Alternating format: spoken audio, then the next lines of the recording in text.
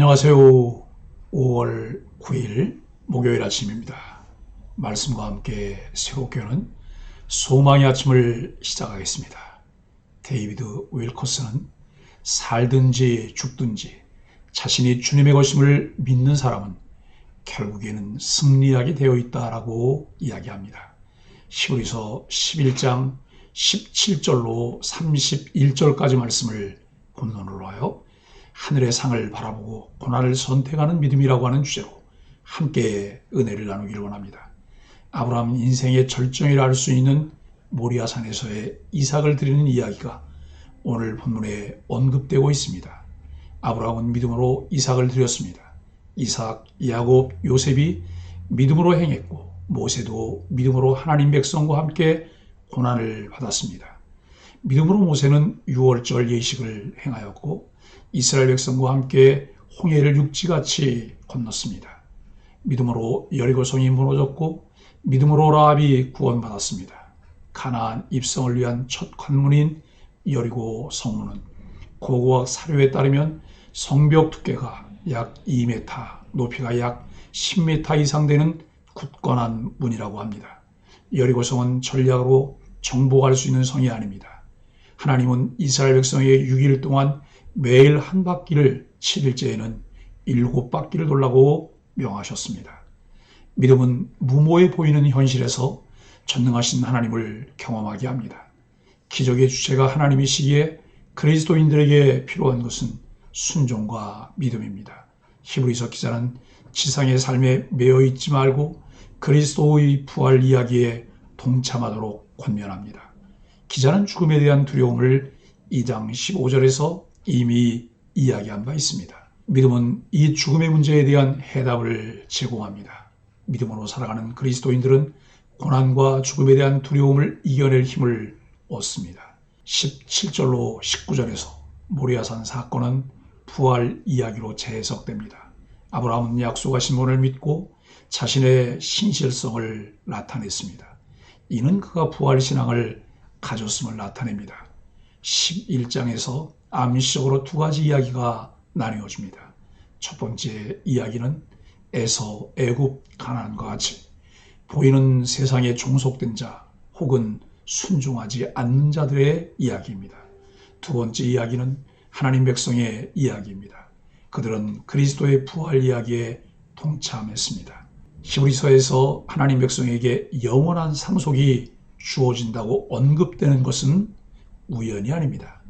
히브리서에서 하나님의 백성이 누리게 될 영원함과 그에 따른 상속을 다루며 불멸성과 부활이라는 주제와 연결합니다. 21절에 죽을 때, 22절에 임종시와 같은 죽음의 상황을 반복해서 환기시키는 것은 매우 의도적입니다. 믿음의 족장들은 오히려 죽음에 직면했지만 두려워하지 않았고 오히려 축복의 계승자가 되었습니다.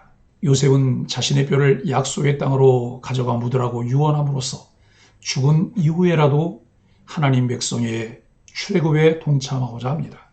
히브리서 1차 독자들은 모세에게서 그리스도를 위해 받는 수모를 애굽의 모든 보화보다 더 큰 제물로 여기는 것을 배워야 합니다. 히브리서 기자가 믿음으로 살아간 영웅들을 소개하며 삶의 상황으로 처음 신앙을 지키지 못하고 다시 과거로 돌아가는 이들에게 믿음으로 그리스도를 바라보는 것에 가장 큰 가치를 두는 것을 권면하고 있습니다. 아벨에 대한 묘사로 시작된 믿음의 영웅들 목록은 라합으로 끝납니다. 이방인 기생 라합은 멸망할 자신의 도시와 운명을 함께하지 않았습니다. 라합은 자신의 소망을 위해 현재 위협을 감당하기로 결단했습니다. 라합은 믿음의 조상들 목록에서 사라와 함께 이름이 언급된 유일한 여성이 되었습니다. 믿음의 조상들 목록의 마지막이 라합이라는 점은 믿음이 민족과 신분을 뛰어넘는다는 것을 나타내 주고 있습니다. 17절로 22절은 하나님의 약속을 믿는 믿음입니다. 믿음의 외적 증표는 순종입니다. 아브라함은 이삭을 번제로 바치라는 하나님 명령에 순종했습니다. 아기를 낳기에는 이미 죽은 몸과 같은 사라에게서 출생한 이삭을 보며 죽은 자를 살리시는 하나님의 능력을 확신하였습니다. 아브라함은 결국 이삭을 죽은 자 가운데서 다시 받았습니다. 이삭은 장차 있을 일을 확신해 믿음으로 야곱과 에서를 축복했습니다. 야곱은 요셉의 두 아들을 축복할 때 오른손을 둘째 에브라임의 머리에 얹었습니다. 요셉은 이스라엘 자손이 약속의 땅으로 돌아갈 것을 말하며 임종 때 자신의 유고를 옮겨줄 것을 유언했습니다. 아브라함의 믿음이 이삭, 야곱, 요셉으로 대를 이어갔습니다. 이삭을 번제로 바치라는 명령에 아브라함이 순종할 수 있었던 이유는 죽은 자를 살리시고 없는 것을 있는 것 같이 부르시는 하나님에 대한 믿음을 가졌기 때문입니다.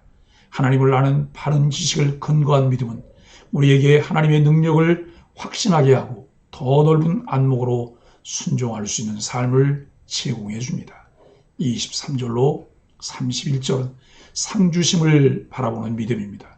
믿음은 위기에서도 빛납니다. 믿음으로 살아갈 때 상상하지 못한 담대함과 창의성을 갖게 하고 능동적인 삶으로 참된 헌신의 결과를 얻게 합니다. 모세의 부모는 믿음으로 석 달간 모세를 숨겼습니다. 이것은 애굽의 바로 앞에서 생명을 건 행동이었습니다. 모세의 믿음은 거절의 믿음입니다. 그는 바로의 공주의 아들이란 칭호를 거절했습니다. 잠시 누릴 죄악의 권세보다 하나님 백성과 함께 고난받기를 선택했습니다. 모세의 믿음은 상주심을 바라보는 믿음입니다. 그는 상주실 하나님을 신뢰하고 그리스도를 위해 받는 수모를 애굽의 보화보다 큰 재물로 여겼습니다. 모세의 믿음은 출애굽의 믿음입니다. 그는 믿음으로 출애굽했고 유월절을 지켰으며 홍해를 건넜습니다. 믿음의 사람은 영원한 나라를 바라보며 기꺼이 그리스도의 고난에 동참합니다. 믿음의 사람 모세가 선택한 것은 바로의 아들이라는 눈앞의 이익과 편안함이 아니었습니다.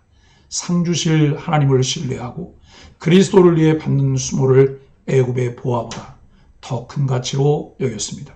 세상의 즐거움과 그리스도인의 고난 중에서 우리는 무엇을 선택하는지는 평상시 내게 형성된 세계관과 가치관에 따른 결과물입니다. 사랑하는 소망의 가족 여러분, 믿음을 이해할 때 무엇이든 믿기만 하면 된다는 잘못된 맹목적 시각이 있습니다. 하지만 구원에 이르는 참된 믿음은 세 가지 요소, 즉 지식과 동의와 신뢰를 필요로 합니다. 첫째, 지식이란 믿음의 내용을 말합니다. 구원에 이르게 하는 참된 믿음은 바른 지식과 함께 시작합니다. 우리가 예수 그리스도를 믿고 구원을 얻으려면 하나님이 예수 그리스도 안에서 행하신 구원 역사, 곧 그분의 탄생과 사역, 그리고 죽음과 부활에 대한 바른 지식을 갖고 있어야 합니다. 둘째, 믿음은 지식에 대한 의지적 동의가 있어야 합니다. 바리새인을 비롯한 종교 지도자들에게는 지식이 있었습니다. 그러나 그 지식에 동의하지 않고 도리어 예수님을 잡아 죽이려 했습니다. 지식이 있다고 믿음이 생기는 것은 아닙니다. 의지적 동의가 없으면 올바른 믿음이 아닙니다. 셋째, 믿음은 지식과 동의와 함께 예수 그리스도를 전적으로 의지하는 신뢰가 있어야 합니다. 인격적 신뢰가 믿음의 기초가 되어야 합니다. 신뢰란 예수 그리스도에 대한 지식과 의지적 동의를 거쳐 실제로 자신의 삶을 그분께 맡기는 것을 말합니다. 그리스도인은 예수 그리스도의 선하심과 능력을 믿고 그분이 자신의 참된 구원자요 왕이심을 인정하며 그분께 삶의 모든 것을 맡겨야 합니다. 더 나아가 영원한 삶을 의탁해야 합니다. 이러한 온전한 믿음의 과정을 통해 그리스도인들은 더 성숙한 믿음으로 고난을 선택하는 삶을 살아갈 수 있습니다. 믿음은 내 눈에 보이는 것, 내가 경험한 것을 내려놓고 하나님 말씀을 따라 살아가는 것입니다. 눈에 보이지 않으시는 하나님은 말씀을 믿고 순종하는 사람들을 통해 하나님의 역사를 펼쳐가십니다. 믿음의 사람들이 걸어간 길이야말로 진정한 승리의 길, 고귀한 길이었음을 기억하고 믿음의 길을 담대히 따를 수 있는 소망의 가족들이 되시기를 예수 그리스도의 이름으로 간절히 축복합니다. 함께 기도하겠습니다. 생사와 복을 주관하시는 하나님, 때로 이해할 수 없는 인생사마저 하나님 섭리 안에 있음을 믿습니다. 우리의 존재의 의미를 깨닫게 하시고 확고한 부활 신앙으로 죽음 앞에서도 의연하게 하여 주옵소서. 가장 값진 약속인 구원의 복음을 일가 친척과 다음 세대에게 전하게 하여 주옵소서. 예수님의 이름으로 간절히 기도합니다. 아멘.